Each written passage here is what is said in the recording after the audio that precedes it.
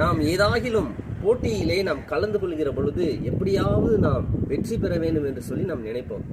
அதற்காக எல்லா தகுதிகளையும் நாம் ஏற்படுத்திக் கொள்வோம். செல்ஃப் கண்ட்ரோலில் இருப்போம். அப்போ இதை செய்யலாம், இதை செய்யக்கூடாது, இதை சாப்பிடலாம், இதை சாப்பிடக்கூடாது என்று சொல்லி நாம் செல்ஃப் கண்ட்ரோலில் இருப்போம். இப்போ பாருங்கள், போலீஸுக்கே நம்ம செலெக்ஷன் ஆகணும் அப்படின்னு சொல்லி நினச்சோம்னா காலையிலேயே அதிகாலையிலே எந்திரிச்சு ரன்னிங் ஓடுவோம்.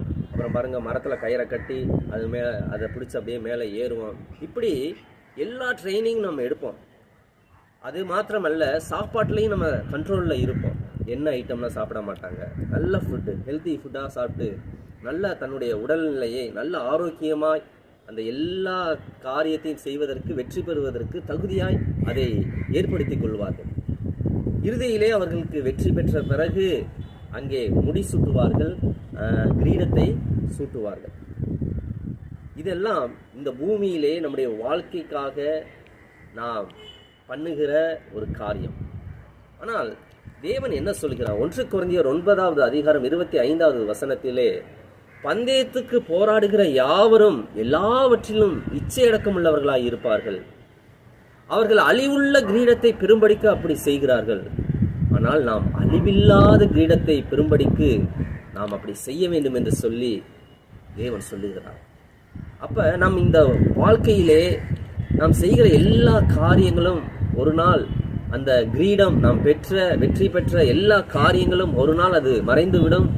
இப்போ ஸ்கூல்லே நீங்கள் எடுத்துக்கிறீங்க, நம்ம பிள்ளைங்க எவ்வளவோ வெற்றி பெற்று எவ்வளவோ கப்பு என்ன பண்ணுறாங்க, எடுத்துக்கிட்டு வராங்க. நம்ம வீட்டில் கொஞ்சம் வருடங்கள் தான் அது இருக்கும். அதுக்கப்புறம் அது தூக்கி குப்பையில் போட்டுருவோம். இதனால என்ன பிரயோஜனம் என்று சொல்லி அதை தூக்கி போட்டுருவோம். அப்போ ஒரு ஜென்ரேஷன் வருது, ஒரு ஜென்ரேஷன் போகுது.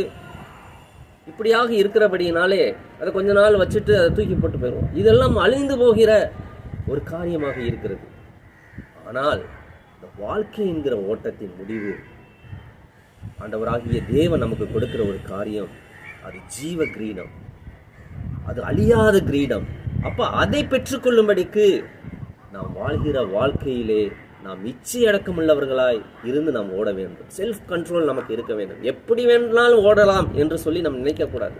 இப்படித்தான் ஓட வேண்டும் என்று சொல்லி தேவன் அநேக காரியங்களை கற்றுக் கொடுத்திருக்கிறார்.